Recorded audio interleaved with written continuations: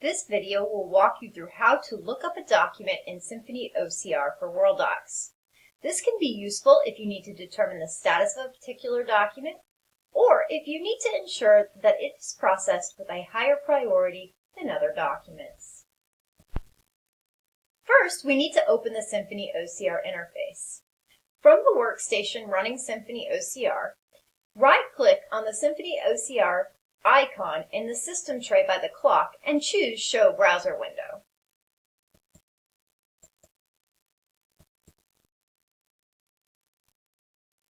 Next, select the Lookup document link on the left-hand side of the screen.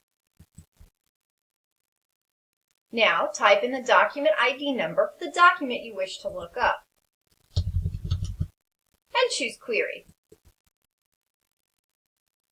The document details screen will tell you the status or state of the document.